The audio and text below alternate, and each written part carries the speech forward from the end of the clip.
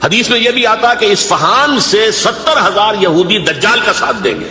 لیکن بہرحال خراسان ایک صوبہ ہے افغانستان کا اس وقت بھی شمال مشرقی کونے میں، مجھے امید ہے وہاں سے خیر کی، کیونکہ خراسان کا لفظ وہاں پہ شامل ہے. اور حضور کی حدیث میں بعد میں آپ کو سناؤں گا کہ خراسان سے فوجیں چلیں گی جو یروشلم کو دوبارہ حاصل کریں گی، فتح کریں گی. جیسے پہلے یروشلم کھویا عربوں نے تھا، دوبارہ حاصل کیا تھا کرد نے، کرد خون صلاح الدین ایوبی رحمت اللہ علیہ، ایسے اب پھر عربوں نے کھویا ہے، لیکن لینے والے خراسان سے لشکر آئیں گے. یخرج من خراسان رایات سود لا يردها شیء حتی تنصب بإیلیا. خراسان کے علاقے سے کالے علم لے کر لشکر چلیں گے جن کے رخ کو کوئی موڑ نہیں سکے گا جب تک کہ وہ جا کر یروشلم میں نصب نہ ہو. اس کے بعد نام آتا ہے پاکستان کا. یہ ہے میری اور آپ کی داستان، اور یہ ہے سبب جس کی وجہ سے کہ میں آپ سے یہ گفتگو کر رہا ہوں. اصل میں تو کس لیے؟ محض ایک علمی استفادہ، محض اپنی بات آراء کو ظاہر کرنے کا شوق نہیں ہے، بلکہ یہ کہ اپنی ذمہ داری ہم پہچانے کہ ہم کس مقام پر کھڑے ہیں. دیکھیے اس پاکستان کے بارے میں یا ہندوستان کے بارے میں علامہ اقبال نے کہا تھا اپنے ترانہ ملی میں، میرے عرب کو آئی ٹھنڈی ہوا جہاں سے، میرا وطن وہی ہے، میرا وطن وہی ہے. اور مجھے بتایا گیا کہ سنن ابی داؤد میں یہ روایت موجود ہے کہ حضور نے فرمایا کہ ہندوستان کی طرف سے مجھے ٹھنڈی ہوا آتی ہے. اگرچہ مجھے وہ حدیث ابھی نہیں ملی ہے، لیکن حزب التحریر کا ایک کارڈ مجھے ملا تھا، تو اس میں اس حدیث کا اور اس میں ابن داؤد ابو داؤد کا روایت کا حوالہ موجود تھا. لیکن میں جو چیز آپ کو بتا چکا ہوں وہ یہ کہ الف ثانی کا پورا تجدیدی کارنامہ اس ہندوستان کی سرزمین میں ہوا. مجدد الف ثانی شیخ احمد سرندی، شاہ ولی اللہ دہلوی، سید احمد بریلوی، وہ تو ہمارے پاکستان میں آ کر جو ہے ان کا خون جذب ہوا ارض پاکستان میں. پھر شیخ الہند مولانا محمود حسن. تحریک خلافت چلی تو صرف ہندوستان میں چلی اور کہیں نہیں چلی. آزادی کی تحریک چلی پوری دنیا میں، وہ نیشنلزم کی بنیاد پر چلی، ملے نیشنلزم، عرب نیشنلزم، ترک نیشنلزم. ہمارے ہاں چلی تو اسلام کے نام پر پاکستان کا مطلب کیا؟ لا الہ الا اللہ. پھر پاکستان قائم ہوا معجزے کے طور پر، بلکہ نازل ہوا ہے ليلۃ القدر میں، انا انزلناہ فی ليلۃ القدر. جیسے قرآن نازل ہوا ليلۃ القدر میں، یہ پاکستان بھی نازل ہوا ليلۃ القدر میں. اس کا برقرار رہنا ابھی تک معجزہ ہے. ہندو یہ سمجھتا تھا، کانگریس سمجھتی تھی کہ جھٹپٹ ختم ہو جائے گا. پھر یہ کہ اس کا قرارداد مقاصد کا پاس ہو جانا، مزید بھی اور اضافی دفعات دستور میں آ جانا، اب کمرشل انٹرسٹ کو ربا قرار دے کر حرام قرار دینا، یہ سارے لینڈ مارکس ہیں کہ جو اشارہ کر رہے ہیں کسی چیز کی طرف، معاملہ کدھر جا رہا ہے.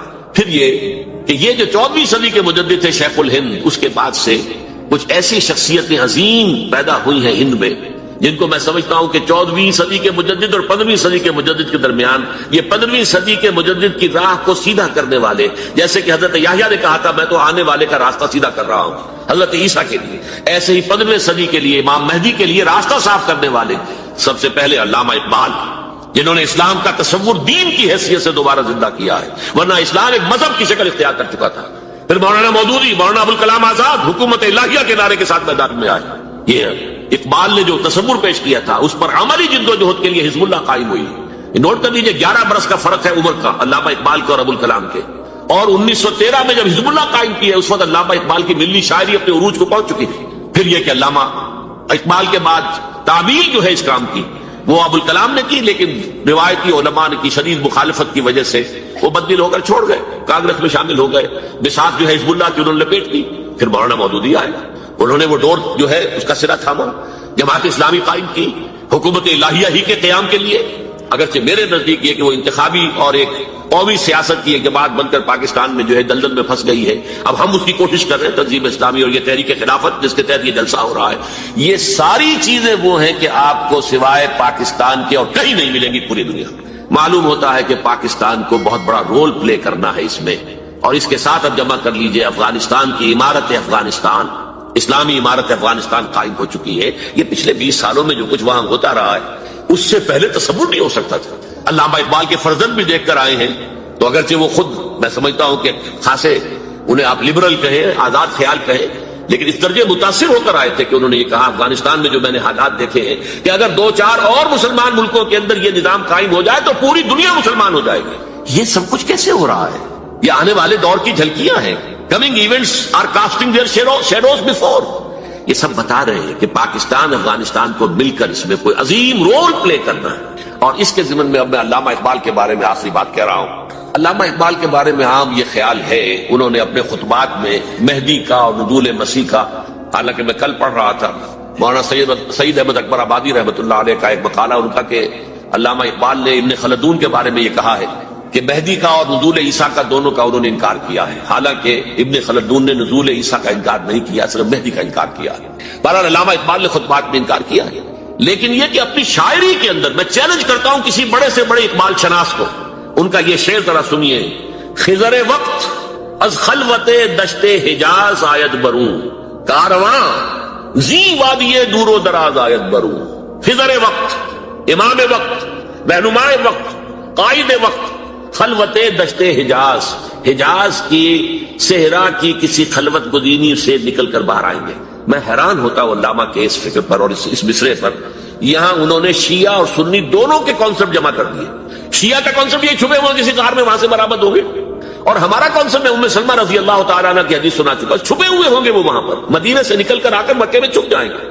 اس خانہ جنگی کی حالت میں لوگ ان کی طرف دیکھ رہے ہوں گے، سوچتے ہوں گے انہیں میدان میں آنا چاہیے، کوئی پارٹ پلے کرنا چاہیے، امت کی رہنمائی کرنی چاہیے، لیکن وہ چھپیں گے، وہ کارے ہوں گے، وہ اس ذمہ داری کو قبول نہیں کرنا چاہیں گے، جا کے چھپ جائیں گے مکے میں، وہاں سے مکے والے انہیں نکالیں گے، اور وہ کارے ہوں گے، انہیں بالکل یہ پسند نہیں ہوگا کہ یہ ذمہ داری اٹھائیں۔ تو خضر وقت خلوت دشت حجاز آیت بروں، کارواں زی وادی دور و دراز آیت بروں۔ کارواں جو چلے گا ان کی مدد کے لیے اس وادی دور و دراز، اس زی عظیم وادی دور و دراز، یہ وادی سندھ ہے۔ وادی سندھ جو ہے ہم سمجھتے ہیں کہ صرف یہ پاکستان اور پنجاب جو ہے یہ اس میں شامل ہے، سندھ اور پنجاب نہیں، افغانستان کا پورا مشرقی علاقہ اس میں شامل ہے۔ جیسے دریائے جہلم سندھ میں جا رہا ہے، جیسے دریائے گلگت سندھ میں آ کر ملتا ہے، جیسے دریائے چناب اور راوی اور جہلم اور یہ سب جا رہے ہیں اور آ رہے ہیں، اسی طرح دریائے کابل کہاں سے آ رہا ہے، دریائے گومل کہاں سے آ رہا ہے، ٹوچی کہاں سے آ رہا ہے، یہ سارا جو ہے ڈرین جو ہو رہا ہے ایسٹرن جو ہے پارٹ آف افغانستان، یہ سب وادی ہے۔ اس وادی کے یہ دو حصے ہیں، ایک حصہ جو ہے یہ ادھر پاکستان میں ہے اور اسی وادی کا دوسرا حصہ جو ہے وہ افغانستان میں ہے۔ کارواں زی وادی دور و دراز آیت بروں، کارواں چلے گا یہاں سے، یخرج ناس من المشرق یؤتون للمہدی، یعنی سلطان ہی مشرق سے فوجیں چلیں گی کہ جو مہدی کی حکومت قائم کریں گی، اور یخرج من خراسان رایات و سود، اور خراسان سے سیاہ پرچم چلیں گے کہ جن کا رخ کوئی موڑ نہیں سکے گا، حتیٰ تنصب بیلیا، یہاں تک کہ وہ جا کر یروشلم کے اندر نصب ہو جائیں گے۔ حضرات، میں ایک میری گفتگو کا حصہ باقی تھا لیکن میں اسے چھوڑ رہا ہوں، اس لیے کہ گلوبلائزیشن جو اس کی ہوگی، جو خلافت علی منہاج النبوہ کی تجدید کامل حضرت مہدی کے ہاتھوں عرب میں ہوگی، اس سے پہلے اس کے لیے محنت، کوشش، جد و جہد پاکستان اور افغانستان میں ہو چکی ہوگی جو اسے سپورٹ کرے گی اور وہاں جا کر حکومت قائم کرے گی۔ اس کے بعد گلوبلائزیشن کا جو مرحلہ اس کا ہے وہ حضرت مہدی کے ہاتھوں نہیں ہے، وہ حضرت عیسیٰ ابن مریم ان کے نزول کے بعد ہے، جن کے نزول کے بعد دجال کا خاتمہ ہوگا اور یہودیوں کا استحصال ہوگا۔ مسلمانوں پر بھی بڑی تکالیف اربوں پر آئیں گی، شدائد آئیں گے، لیکن یہ وہ میں حصہ ملتوی رکھتا ہوں کسی دوسری محفل اور کسی دوسری مجلس اور نشست پر۔ اب میں آپ کو ذرا اس جو انسانوں میں سے انسان دشمنی کا جن کا سب سے بڑا رول ہے، میں ان کی 2000 سالہ تاریخ کا آپ کے سامنے نقشہ رکھنا چاہتا ہوں۔ ان 1400 سال کا تو میں نے صرف 4 آپ کو پوائنٹس بتائے۔ موسیٰ سے عیسیٰ تک 1400 برس علیہ السلام، 2 مرتبہ عروج، 2 مرتبہ زوال، اشیریوں کے ہاتھوں پٹوائی، بابلیوں کے ہاتھوں پٹانا، گریکس کے ہاتھوں مرمت، رومنس کے ہاتھوں مرمت۔ یہ جو 2000 سال ہے، کیونکہ اب تو ظاہر بات ہے 21ویں صدی شروع ہو گئی، 20 صدیاں حضرت مسیح کو پوری ہو گئی۔ پہلی بات نوٹ کیجئے، حضرت مسیح کی پیدائش ہے سن 1 قبل مسیح۔ یہ نقطہ آپ نے کبھی سنا ہے یا نہیں؟ جب ملینیم کا سلسلہ شروع ہوا تھا پچھلے سال تو میں نے بیان کر دیا تھا کہ ایک عجیب حساب کے اندر انہوں نے غلطی کی ہوئی ہے۔ حضرت مسیح کی پیدائش ہوئی 25 دسمبر کو، سن انہوں نے شروع کر دیا، اس کے بعد جنوری آئی تو پہلا سال شروع ہو گیا۔ اگر جنوری سے پہلا سال شروع ہوا تو یہ 6 دن جو ہے تو اس کے پچھلے سال میں تھے، لہذا کہا جائے گا کہ Jesus Christ was born 1 year before Christ BC، تو 1 قبل مسیح میں حضرت مسیح کی پیدائش ہوئی۔ یہ آخری اسرائیلی نبی اور رسول۔ یہودی علماء کی مخالفت، دشمنی، سولی پر چڑھوا دینا میں بیان کر چکا ہوں۔ سن 33 عیسوی میں جبکہ حضرت مسیح کی عمر 33 برس تھی، اللہ تعالیٰ نے انہیں زندہ آسمان پر اٹھا لیا، لیکن یہودیوں نے اپنے خیال کے مطابق انہیں سولی پر چڑھوا دیا، ان کی موت واقع ہوئی۔ اگرچہ اس کے بعد یہ اختلاف ہے، یہودی کہتے ہیں وہ سولی پر چڑھ گیا، ختم ہوا، مر گیا، عیسائی کہتے ہیں نہیں، انتقال ہوا ہے مسیح کا صلیب پر، لیکن پھر وہ دوبارہ زندہ ہو گئے ہیں۔ ان کی لاش ایک غار میں رکھ دی گئی تھی، وہاں ریزریکشن ہو گیا، ان کا باعث بعد الموت وہیں ہو گیا، اور پھر انہیں اللہ نے زندہ آسمان پر اٹھا لیا۔ تو ہمارے اور عیسائیوں کے درمیان نوٹ کر لیجیے، یہ چیز مشترک ہے کہ حضرت مسیح آسمان پر زندہ اٹھائے گئے۔ فرق کیا ہے؟ وہ سمجھتے ہیں کہ سولی دیے گئے، سولی پر مرے، پھر زندہ ہوئے، پھر گئے. ہم سمجھتے ہیں کہ نہیں، وما صلبوہ وما قتلوہ، انہوں نے نہ صلیب دے سکے انہیں اور نہ انہیں قتل کر سکے، بل رفع اللہ الیہ، اللہ نے اٹھا لیا. پھر ہمارا اور یہ اس کا عیسائیوں کا ایک اور اتفاق ہے، سیکنڈ کمنگ آف جیسس، حضرت مسیح دوبارہ آئیں گے. یہ عیسائیوں کا بھی عقیدہ ہے اور ہمارا بھی. بہرحال تو جیسا کہ میں نے عرض کیا کہ اس وقت یہ عذاب استیصال، عذاب اکبر کے مستحق ہو چکے تھے، لیکن اللہ نے ان کی مدت دراز کی ہے. لیکن ان پر دنیاوی عذاب کا ایک کوڑا جو ہے اللہ تعالیٰ کی طرف سے اسی وقت برسا. دنیاوی عذاب دنیا میں رہتے ہوئے ختم نہیں کیا گیا. 37 برس بعد حضرت مسیح کے رفع سماوی کے 37 برس بعد سن 70 میں یہودیوں نے بغاوت کی رومیوں کے خلاف. رومی ٹائٹس جنرل تھا ایک، اس نے پھر جو حملہ کیا ہے 1,33,000 یہودی ایک دن میں قتل کیا یروشلم، اور ہیکل سلیمانی گرا دیا. وہ ہیکل پہلے بھی گرا تھا، پہلے 1400 سال کے دوران میں بھی نبوکدنضر نے گرایا تھا، لیکن پھر اس کے 150 سال بعد انہوں نے دوبارہ بنا لیا تھا، اس لیے وہ اسے سیکنڈ ٹیمپل کہتے ہیں. پہلا ٹیمپل جو حضرت سلیمان نے بنایا تھا نبوکدنضر نے گرا دیا 587 قبل مسیح میں، پھر دوبارہ انہوں نے 150 سال کے بعد بنا لیا. وہ اس تاریخ کا حصہ ہے، میں نے جس کے بارے میں آپ کو تفصیل نہیں بتائی. اس میں یہ ہوا سن 70 میں وہ گرا دیا گیا، وہ آج تک گرا پڑا ہوا ہے. نمبر 2 یہ کہہ دیا گیا کہ یہودیوں اس ارض فلسطین سے نکل جاؤ، تم یہاں نہیں رہ سکتے. لہذا جس کا جہاں سینگ سمایا چلا گیا، یورپ میں چلے گئے، ایشیا میں آ گئے، عرب میں آ گئے. یہ 3 قبیلے جو رات بھی میں نے عرض کیا تھا، بنو قینقاع، بنو نذیر اور بنو قریظہ، یہ وہاں سے آ کے مدینے میں آباد ہو گئے. جس کا جہاں سینگ سمایا، افریقہ میں، ہندوستان میں، جہاں چلے گئے. ڈایاسپورا اسے کہتے ہیں، وہ آپ نوٹ کر لیجیے اس لفظ ڈایاسپورا. ہمارا دور انتشار، جبکہ ہمیں ہماری اصل سرزمین تو فلسطین ہے. حضرت ابراہیم کا مسکن، حضرت اسحاق، حضرت یعقوب کا مسکن فلسطین، یہ ہے ہماری اصل جاگیر، یہ تو ہماری جدی پشتی جاگیر ہے. لیکن یہاں سے نکال دیے گئے سن 70 عیسوی میں، اور وہاں سے لے کے 1917 تک ان کا ڈایاسپورا جاری رہا. یہ دور انتشار ہے. اس دور انتشار کے چند حصے ہیں جس کو میں چاہتا ہوں کہ آپ علیحدہ علیحدہ سمجھ لیں. دور انتشار کا جو پہلا جو ہے تقریباً 300 برس رومی حکمران تھے. وہ یہودیوں کے بھی دشمن تھے اور عیسائیوں کے بھی دشمن تھے. عیسائی اور یہودی ایک دوسرے کے بھی دشمن تھے، لیکن رومی سمجھتے تھے کہ یہ ایک ہی تھیلی کے چٹے بٹے ہیں. رومیوں کے نزدیک عیسائی بھی یہودیوں ہی کا ایک فرقہ تھے، کوئی علیحدہ مذہب تو تھا ہی نہیں.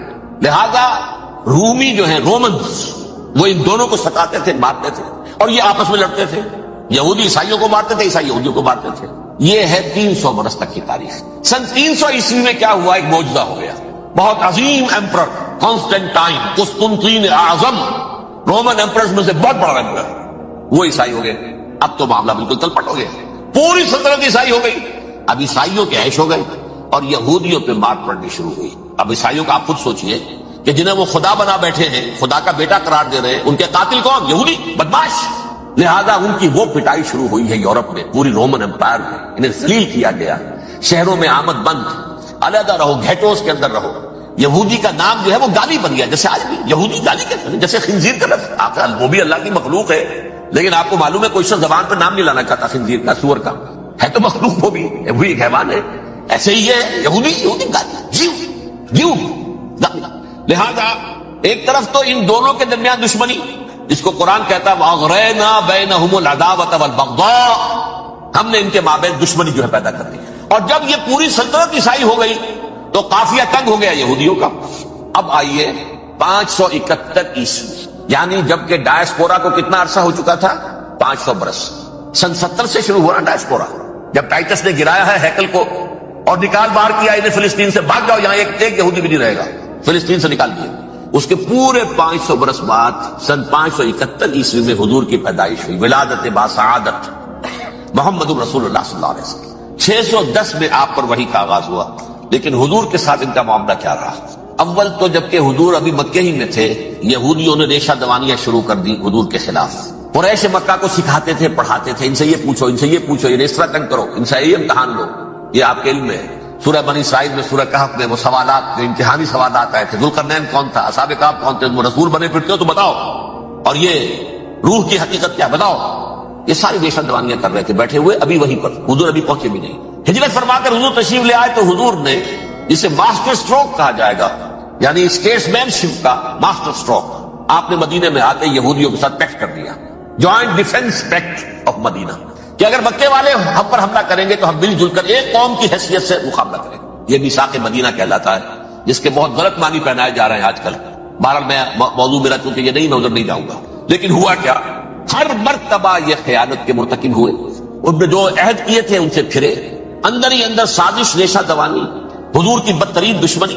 سورہ نساء کی آیت نمبر 12 میں 14 میں 13 میں فرمایا ہے لا تزال تطلع علی خائنۃ منہم. اے نبی ہمیشہ آپ کے علم میں ان کی طرف سے خیانتیں، بدیانتیاں آتی رہیں گی. اور بار بار وہ مسلسل جنگ کی آگ بھڑکاتے تھے. قریش کو دعوت دیتے آؤ آؤ آؤ ہم اندر سے بغاوت کر دیں گے، تم آؤ تو صحیح، ختم کریں محمد کو اور اہل ایمان کو صلی اللہ علیہ وسلم رضی اللہ تعالیٰ عنہ اجمعین. لیکن پھر جب وہ آتے تھے تو یہ دبک جاتے تھے، ان میں ہمت نہیں تھی، میدان کے مرد نہیں رہے تھے. یہ سورہ حشر میں ان کا نقشہ کھینچا گیا ہے. کھلے میدان میں مقابلے کی اس کے اندر صلاحیت ہی نہیں ہے. یہ تو فصیلوں کے پیچھے سے، جیسے عورتیں کہیں دیہات میں لڑائی ہوتی ہے تو مرد جو ہے گلیوں میں لڑتے ہیں، عورتیں اوپر سے پتھر پھینکتی ہیں، بس وہ کام یہ کر سکتے تھے. من ورائے جدر، فصیلوں کے پیچھے سے، جنگ میں میدان میں نہیں آ سکتے. بہرحال قرآن مجید میں ہے یہ سورہ مائدہ کی آیت نمبر 64 کلما اوقدوا نارا للحرب اطفاها اللہ.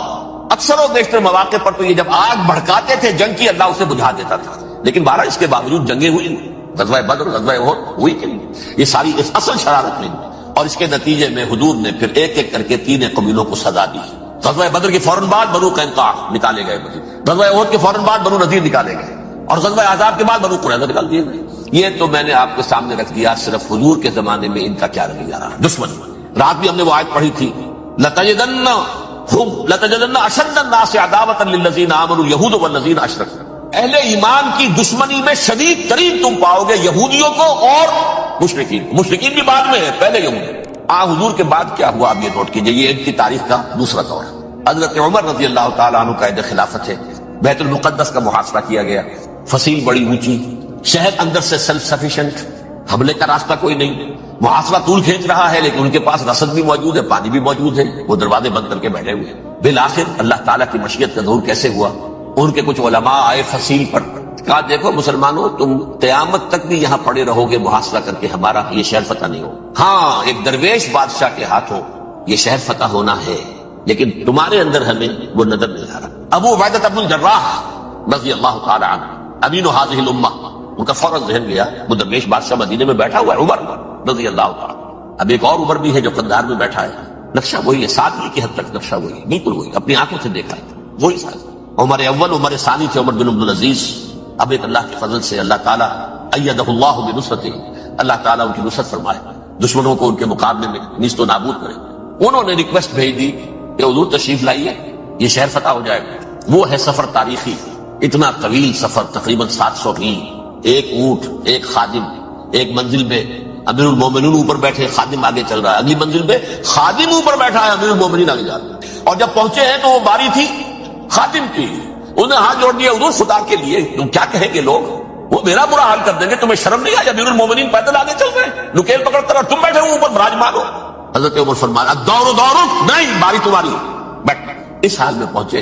اور پھر یہ کہ ابو عبیدہ بن الجراح آئے ہیں، استقبال کیا ہے تو دیکھا ہے اس حال میں چلے آ رہے ہیں. عمر نکیل پکڑے ہوئے چلے آ رہے ہیں، اور کہتے ہیں کہ کہیں کیچڑ ویچڑ تھا، جوتے خراب ہو گئے تو وہ بھی اتار کے ہاتھ میں پکڑے ہوئے، کپڑے تو تھے ہی پھٹے ہوئے. انہوں نے کہا کہ حضرت ابو عبیدہ نے دیکھیے یہ بڑا متمدن ملک ہے، بڑا مہذب علاقہ ہے، یہ آپ ذرا حلیہ اپنا دوست فرما دیں تب جا کے پیش ہم آپ کو کریں گے. آپ نے فرمایا نحن قوم اعزنا اللہ بالاسلام، ہم وہ قوم ہیں جنہیں اللہ نے عزت دی ہے اسلام کے ذریعے سے، کپڑوں کے ذریعے سے نہیں، دولت کے ذریعے سے. اسی حال میں گئے ہیں، اوپر سے انہوں نے کھڑے ہو کر نشانیاں دیکھی ہیں، اپنی کتابیں کھولی، ہاں یہ وہی ہے. اچھا لو جی سرنڈر، شہر تمہارے ہاتھ میں، خون کا ایک قطرہ نہیں بہا اور بیت المقدس فتح ہو. اب میں آپ کو ایک حدیث سنانے چلا ہوں جس میں ایک عجیب نقشہ سامنے آتا ہے کہ یہ مہدی جب ظاہر ہوں گے تو کس طور سے ظاہر ہوں گے، ان کے ظہور کی کیفیت کیا ہوگی، کیف یظہر. یہ روایت ہے حضرت ام سلمہ سے رضی اللہ تعالی عنہا، حضور کی زوجہ محترمہ ہیں. فرماتی ہیں ام سلمہ عن النبی صلی اللہ علیہ وسلم قال یکون اختلاف عند موت خلیفۃ، موت خلیفہ.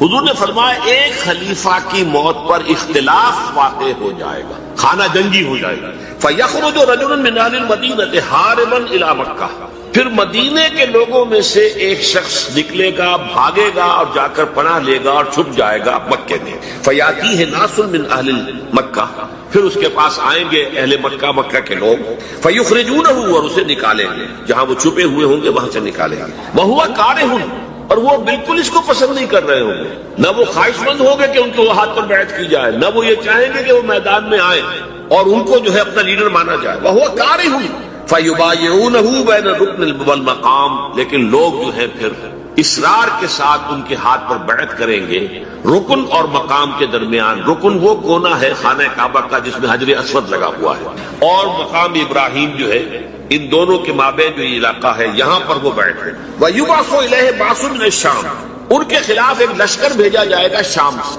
نہیں کہا جا سکتا کہ باسی حکومت اس وقت کی جو ہے اس کی طرف سے کوئی مسئلہ اس طرح کا اٹھ کھڑا ہو، اس لیے کہ ابھی تو بہرحال باسی حکومت وہاں ہے۔ فَيُخْسَفُ بِهِمْ بِالْبَيْضَاءِ بَيْنَ مَکہ وَالْمَدِینَہ، لیکن اللہ تعالیٰ اس لشکر کو مکے اور مدینے کے درمیان وادی بیضاء میں دھسا دے گا زمین کے اندر پورے کے پورے لشکر کو۔ فَإِذَا رَأَى النَّاسُ ذَلِكَ، جب لوگ یہ دیکھیں گے اتنی بڑی نشانی ظاہر ہو گئی، أَتَاهُ أَبْدَالُ الشَّامِ وَعَصَائِبٌ من العراق فَيُبَايِعُونَهُ، اب شام سے سارے کے سارے جو اولیاء اللہ ہیں وہ بھی آئیں گے، اور عراق سے جوق در جوق لوگ آئیں گے اور ان سے بیعت کریں گے۔ وَيَعْمَلُ فِي النَّاسِ بِسُنَّةِ نَبِيِّهِمْ، پھر وہ عمل کریں گے لوگوں کے مابین، حکومت کریں گے اپنے نبی کی سنت کے مطابق۔ وَيُلْقِي الْإِسْلَامُ بِجَرَانِهِ، اور اسلام اپنی گردن زمین پر ٹکا دے گا۔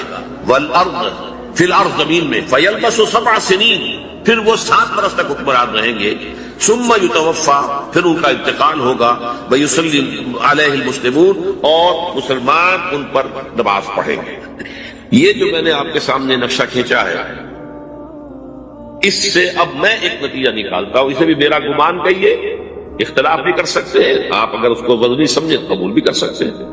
وہ یہ ہے کہ میرے نزدیک ان کے ظہور کا وقت قریب، اور اس کی تھوڑی سی بات میں مجھے معلوم ہوا کہ جین ڈکسن غالباً نام ہے امریکن اس کا، جس نے یہ پیشین کوئی خبر دی تھی کہ 1962 میں عالم عرب میں ایک بچہ پیدا ہوا ہے کہ جو وہاں کا نقشہ بدل کر رکھ دے۔ یہ جین ڈکسن کی غالباً پیشن گوئی ہے۔ بہرحال مجھے اس کی پیشن گوئی سے کوئی دلچسپی نہیں ہے، میں تو جو احوال دیکھ رہا ہوں، یعنی اسرائیل کا قائم ہو جانا، اور اس کے بعد اب یروشلم کا مسلمانوں کے ہاتھوں سے نکل جانا، اور اب گویا کہ وہ الملحمۃ العظمیٰ جو ہے تلی کھڑی ہے، کسی بھی وقت جو ہے یہ جو ہے وہ لاوا پھٹ سکتا ہے، آتش فشاں پھٹ سکتا ہے۔ تو یہ تمام حالات ایسے ہیں کہ جن کی وجہ سے میں سمجھتا ہوں کہ ایک تو جو قرآن مجید کے اشارات میں نے آپ کو بتائے، 14 صدیاں 14 دن میں چاند کا پورا ہونا، والقمر اذا اتسق، 14 دن میں 14ویں کا چاند۔ اسی طرح اب یہ 14 صدیوں کے بعد یہ صدی جو 15ویں صدی ہے، یہ در حقیقت ظہور امام مہدی کی صدی، اور یہ ہے آغاز وحی سے قبل کا، کیونکہ حضور کی زندگی میں یہ جو دن آئے تھے 25 برس کی عمر سے لے کے 40 برس کی عمر تک، 25 برس کی عمر تک کی آپ کی زندگی بڑی مشقت کی زندگی رہی، بڑی محنت کی زندگی رہی، افلاس کی زندگی، تنگ دستی کی زندگی۔ عین بچپن میں آپ بھیڑے بکریاں چراتے، علی قرابین، چند چکوں کے لیے، حضور کے اپنے الفاظ، میں چند چکوں کے معاوضے تھے، اب بھیڑے بکریاں چراتا۔ پھر آپ ذرا بڑے ہوئے، اس لیے کہ ابو طالب جو ہے وہ بہت ہی مفلس انسان تھے، سرپرستی تو وہ کر رہے تھے، لیکن واقعہ یہ ہے کہ پرورش کی ہے محمد رسول اللہ نے خاندان ابو طالب، اپنی مزدوری سے، اپنی محنت سے، اپنی مشقت سے۔ پھر آپ نے تجارت کرنی شروع کی ملازمت کی شکل میں، تو یہ 6 دن تھے۔ وَوَجَدَكَ عَائِلًا فَأَغْنَىٰ، پایا اللہ نے آپ کو کیا تنگ دست ہے تو اللہ نے غنی کر دیا۔ غنی کس طور سے کیا؟ حضرت خدیجہ سے شادی ہوئی 25 برس کی عمر میں، جو عرب کی متمول ترین خاتون، ان کی اپنی فرمائش پر انتہائی محبت کرنے والی۔ تو واقعہ میں آپ کو سنا رہا تھا کہ اس زمانے میں یہ 25 برس سے لے کر اور 40 برس کی عمر شریف کے مابین کبھی یہ واقعہ پیش آیا ہے کہ حضور ایک دفعہ کہیں نکل گئے مکے سے باہر، مختلف وادیاں ہیں، پہاڑ ہیں، پہاڑوں کے مابین وادیاں، ایک وادی میں آپ نے دیکھا وہ قبیلہ آ کر پڑاؤ ڈالے ہوئے، انتہائی مفلوق الحال، بھوک کی وجہ سے جسم سوکھ کر کانٹے ہوئے ہوئے، تن پر کپڑے نہیں، حالت دیکھ کر آپ آئے انتہائی ملول اور غمگین ہو کر، گھر میں آ کر چادر لے کر لیٹ گئے۔ اب پوچھا حضرت خدیجہ نے کیا بات ہے، کیا بات؟ آپ نے فرمایا میں گیا تھا باہر، فلاں وادی میں دیکھا، فلاں گھاٹی قبیلہ ہے، پڑاؤ ڈالے ہوئے ہیں، اور یہ حال۔ حضرت خدیجہ اور فرمانے لگے کہ میرے پاس دولت نہیں ہے کہ میں ان کے لیے مدد کر سکوں، سرمایہ تو حضرت خدیجہ کرتا، آپ کی اپنی ذاتی دولت نہیں۔ اس پر حضرت خدیجہ نے فرمایا اچھا آپ جائیے، اور بڑے بڑے قریش کے چند سرداروں کے نام دیے کہ ان کو بلا لیں۔ حضور گئے، وہ سب آ گئے۔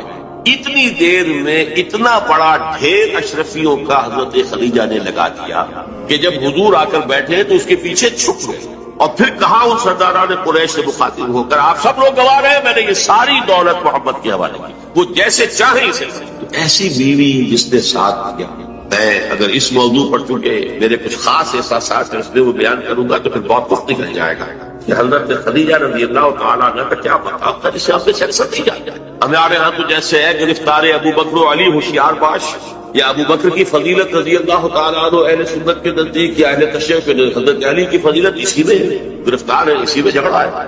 اسی طرح عائشہ اور فاطمہ کا جھگڑا ہے۔ ایک گروہ ہے کہ جو حضرت عائشہ رضی اللہ تعالیٰ عنہ کو بہت بلند کرتا ہے، اونچا رکھتا ہے، دوسرا گروہ ہے حضرت فاطمہ رضی اللہ تعالیٰ عنہ۔ لیکن یہ کہ حضرت خدیجہ الکبریٰ کا ذکر نہیں میں بہت کم، بلکہ میں نے جب ابھی شاید 2-3 سال ہوئے جب میں گیا تھا ایران، اور وہاں کے اچھے مشاہدات میں سے تہران کے ایک یہ بھی تھا کہ انہوں نے خالص خواتین کی یونیورسٹی قائم کی، اس کا نام رکھا جامعۃ الزہراء، حضرت فاطمہ رضی اللہ تعالی عنہا کے نام پر انہوں نے یونیورسٹی قائم کی۔ تو جب ایک ملاقات میں ان کا وہ ٹاپ کا سٹاف وغیرہ جمع تھا یونیورسٹی کا، میں نے کہا کاش آپ نے اس کا نام جامعۃ الخدیجہ الکبریٰ رکھا چونکہ میں نے کہا دیکھیے یہ سنیوں اور شیعوں کے مابین مدرسۃ العائشہ للبنات، یعنی جو بھی کوئی رکھے گا یہاں پہ مدرسہ بنائے گا سنیوں میں سے خاص طور پر اہل حدیث یعنی عرف عام پہ وہابی کہتے ہیں، وہ حضرت عائشہ کے نام پر مدرسہ بنائے گا، بچیوں کے لیے مدرسہ حضرت عائشہ کے نام، شیعہ ہوں گے تو حضرت فاطمہ زہرا کے نام، لیکن حضرت فاطمہ کی والدہ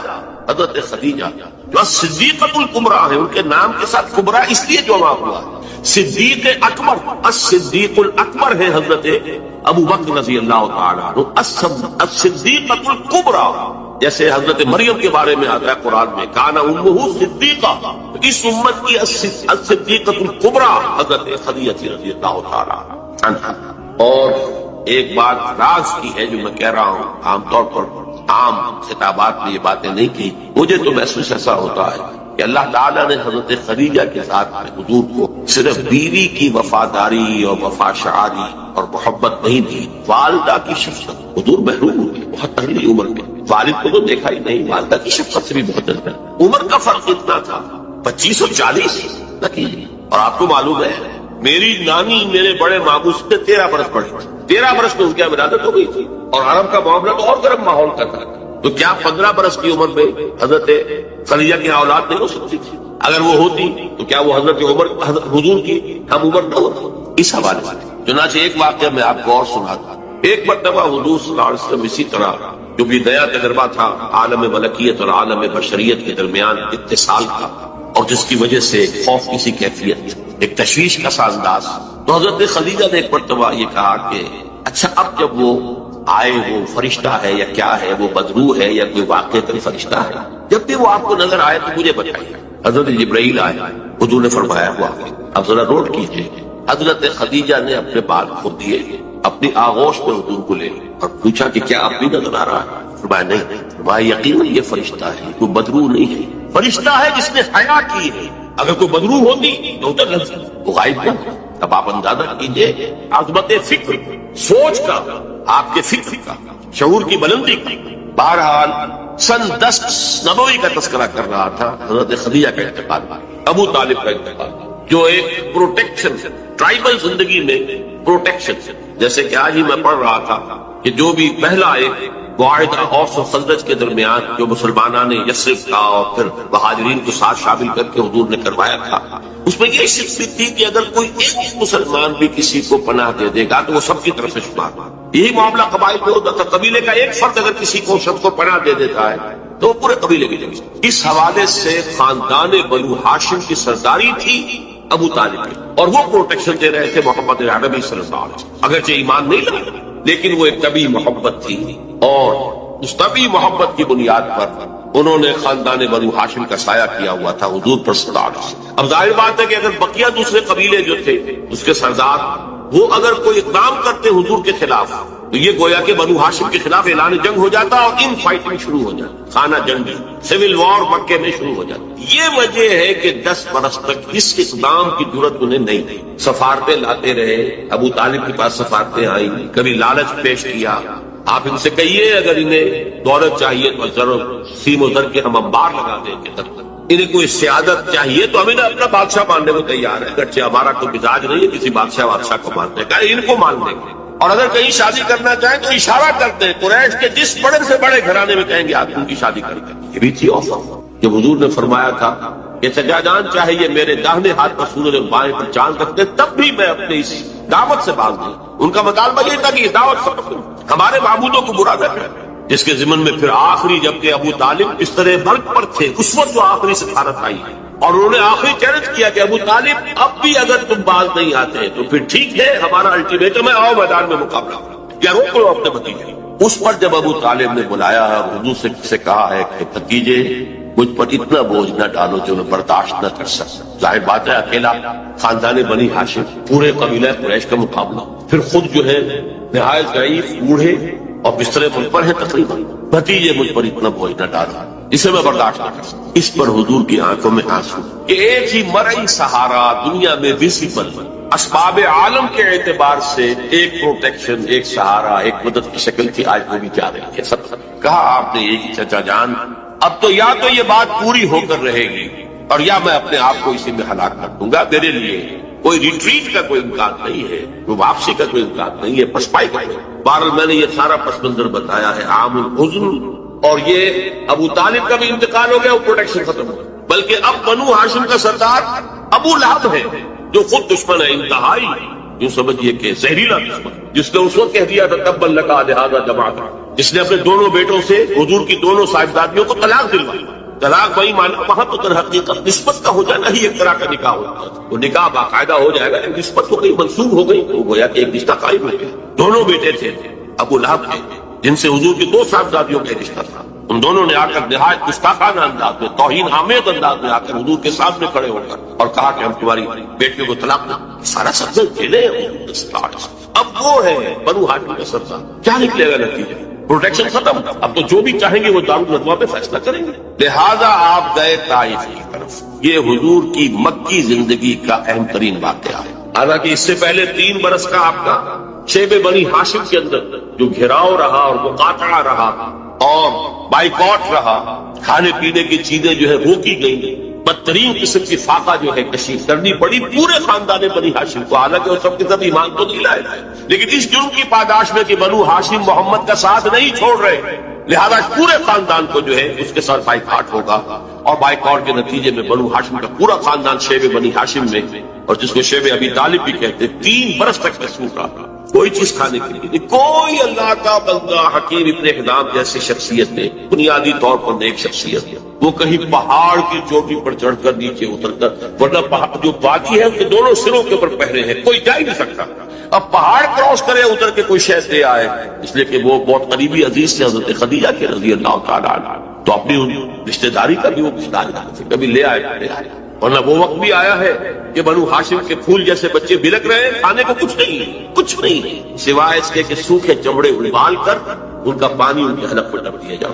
لیکن اس کو بھی میں سخت ترین نہیں کہتا. حضور صلی اللہ علیہ وسلم کے لیے ذاتی طور پر جو سخت ترین مرحلہ آیا وہ یوم طائف ہے جس کی ایک گواہی حضور کے اپنے قول میں کہ حضرت عائشہ نے ایک مرتبہ پوچھا رضی اللہ تعالیٰ عنہ کہ کیا آپ پر یوم احد سے بھی زیادہ کوئی سخت گزرا ہے؟ ان کے ہوش میں ظاہر بات ہے یوم احد حضور مجروح ہوئے زخمی ہوئے دندان مبارک شہید ہوئے خون کا فوارہ چھوٹا آپ پر بے ہوشی جاری ہوئی آپ کی زبان مبارک سے ایک بددعا بھی نکل گئی کیف یہدی اللہ قوما خضبوا وجہ نبیہم بالدم. اللہ اس قوم کو کیسے ہدایت دے گا جس نے اپنے نبی کے چہرے کو خون سے رنگین بنا دیا خون سے رنگ دی.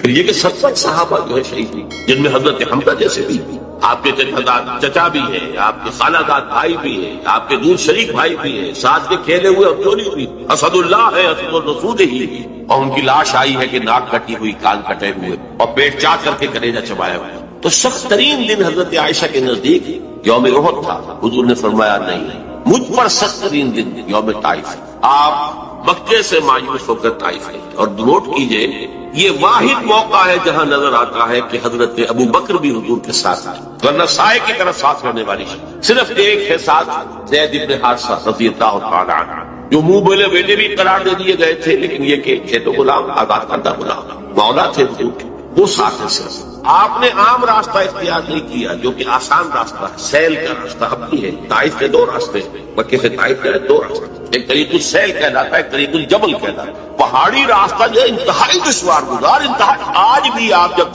جائیں وہاں پر تو معلوم ہوتا ہے کیسی لوگوں نے سڑک بنائی ہے، نہایت دشوار گزار، لیکن اب تو بارہ بہت عمدہ سڑک بنی ہوئی ہے۔ حضور کے زمانے میں سڑک کہاں تھی؟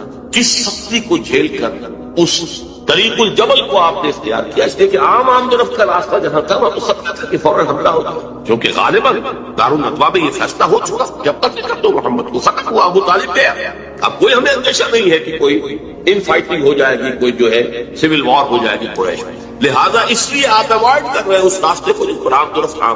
وہ دشوار گزار راستے سے ہو کر طائف پہنچے، وہاں کے 3 سرداروں کے پاس جا کر اپنی دعوت پیش کی، اس امید میں کہ اگر ان میں سے کوئی ایک بھی دعوت قبول کر لے، مجھ پر ایمان لے آئے تو میں یہاں منتقل ہوں، یہ میرا دارالہجرت ہے۔ حکمت خداوندی میں، مشیت ازدی میں یہ معاملہ جو ہے، یہ شرف پہلے سے طے تھا یثرب کے لیے، لیکن حضور کی اپنی غور و فکر، سوچ بچار، اس کے حوالے سے آپ طائف پہنچے۔ تینوں نے جو جواب دیے ہیں کلیجے سے پار ہونے والے جوابات، ایک جگہ فوراً روانہ ہو جاؤ یہاں، اس لیے کہ ہو سکتا ہے تم سچے ہو، واقعی رسول ہو، تو میں نے کوئی توہین کر دی تو میں مارا جاؤں گا، اور ہو سکتا ہے تم جھوٹے ہو۔ ایک جگہ تمہارے سوا کوئی نہ تھا اللہ کو رسول بنانے کے لیے، کہ جو قرآن مجید میں بھی آیت کوٹ ہوئی ہے، من قریتین عظیم، یہ جو کوئی رجل ہوتا، کوئی شخص جو ان 2 بستیوں میں بڑی عظمت والا ہوتا، دولت والا ہوتا، ولید ابن مغیرہ کی طرح اس کی جائیداد مکے میں بھی ہوتی، مدینے اور طائف میں بھی ہوتی، تو ایسا شخص نہیں ملا تھا اللہ کو کوئی نبی بنانے کا۔ تم جیسا یتیم مفلوق الحال جس کا اپنا کوئی سرمایہ تھا ہی نہیں، جس کے لیے سرمایہ بھی اگر کوئی تھا تو بیوی کا تھا، وہ رکھنے چلو۔ بہرحال آپ ان سے مایوس ہو کر روانہ ہونے لگے تو اشارہ کر دیا، جنہیں اسٹریٹ ارچنز آپ کہتے ہیں، یہ چھوکرے گلیوں کے آوارہ، یہ ذرا ان کی خبر پر، انہوں نے پتھراؤ شروع۔ اب ظاہر بات ہے کہ حضرت زید بن حارثہ اگر وہ سامنے سے آ کر حضور کو شیلڈ کرتے ہیں، وہ پیچھے سے پتھراؤ کرتے ہیں، سائڈ سے کرتے ہیں، وہ پیچھے جاتے ہیں تو سامنے سے پتھر آ رہا، تاک تاک کر ٹکنے کی نشانہ بنانا، اور یہ کہ اس سے جو خون بہ رہا ہے وہ جا کر نالین کے اندر جم گیا ہے۔ وہاں سے پھر ذرا آپ نکلے، ایک جگہ ٹھہرے، زیادہ تفصیل میں نہیں میں جا رہا، لیکن خاص طور پر یہ نوٹ کرا دینا چاہتا ہوں کہ حضور کی زبان مبارک پر فریاد آتا، اللہم الیک اشکو ضعف قوتی وقلت حیلتی وہوانی علی الناس، اے اللہ تیری ہی جناب میں فریاد کرتا ہوں اپنی قوت کی کمی کا، اپنے وسائل کی کمی، اور لوگوں کے سامنے جو رسوائی ہو گئی ہے، رسوائی، یہ رسوائی مکے میں نہیں ہوئی تھی کبھی، یہ پتھراؤ مکے میں نہیں ہوا تھا کبھی۔ اللہم الیک اشکو ضعف قوتی وقلت حیلتی وہوانی علی الناس، الی من تکلنی، اے اللہ مجھے کس کے حوالے کر دیا، الی بعید یتجہمنی اور الی عدو ملکت امری، کیا وہ دور دراز کے لوگ جن کا مجھ سے کوئی تعلق ہی نہیں ہے ان کو مجھ پر حملہ کرنے کے لیے کھلی چھوٹ دے دی، اور کیا دشمن کے حوالے مجھے کر دیا کہ جو چاہے کر دیا، یہ فریاد۔ لیکن اس کے بعد وہ مقام عبدیت غالبا، یہ جو 2 نسبتیں ہیں محمد رسول اللہ کی، عبدہ و رسول، مقام عبدیت کا تقاضا، سر تسلیم خم، کوئی شکوہ شکایت زبان پر نہ آئے۔ فرماتے ہیں ان لم یکن علی غضب۔ اگر آپ کو ہماری ویڈیو اچھی لگی ہو تو ہمارے چینل کو سبسکرائب ضرور کریں۔ ڈاکٹر اسرار احمد رحمۃ اللہ علیہ کی وفات کے لیے سورہ فاتحہ پڑھ کر کامنٹ میں آمین لکھیں۔ شکریہ۔